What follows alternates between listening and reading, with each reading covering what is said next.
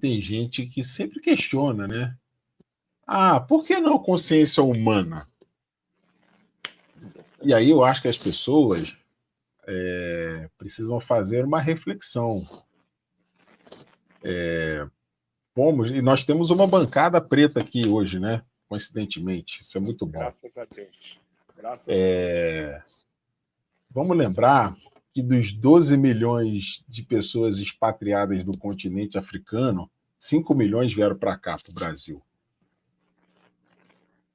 O Brasil foi o último país das Américas, um dos últimos do mundo a abolir o trabalho cativo, sendo que é o seguinte, disseram só o seguinte, assinaram lá, vocês estão livres. Exatamente isso. Sendo que antes mesmo dessa lei ser assinada, a famosa Lei Áurea, onde quiseram empurrar a princesa como heroína, ela teve um papel importante, mas ela não é nossa heroína, ela não funcionou.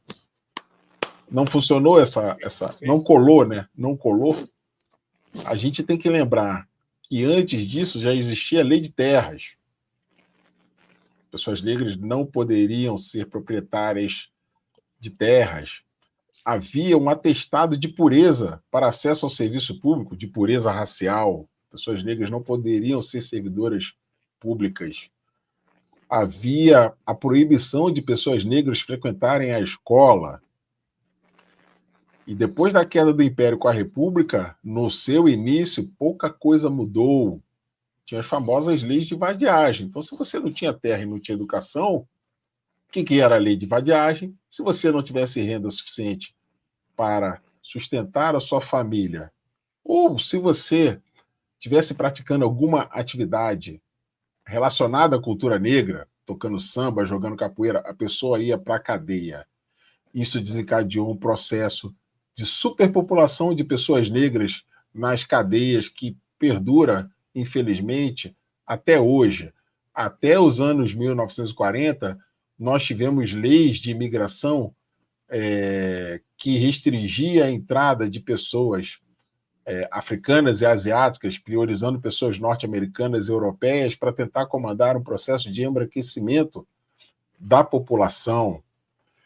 Nós tivemos até os anos 1940 leis práticas, aliás, científicas, que tentavam comprovar a supremacia racial, práticas eugenistas, que tinham aqui entre seus próceres pessoas como os médicos Renato Kell e Nina Ribeiro, que, aliás, era mestiço, era pardo, ou seja, ele não era um descendente completo de pessoas brancas, ele também tinha sangue negro nas suas veias, e mesmo assim, apesar da sua importância para a medicina legal, há muitos institutos médicos legais com o nome de Dr. Nina Rodrigues, ele era adepto de práticas eugenistas, assim como um escritor muito famoso até hoje, chamado Monteiro Lobato, que chegou a defender a existência de uma Ku Klux Klan aqui no Brasil. Então, é para isso, gente, que a gente precisa ter um dia da consciência negra, para lembrar não só disso, que isso na história recente é um sopro,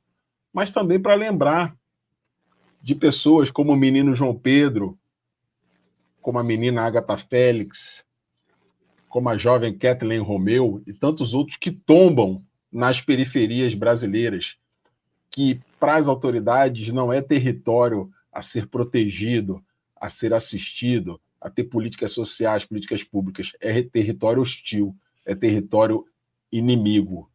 Então, isso precisa acabar.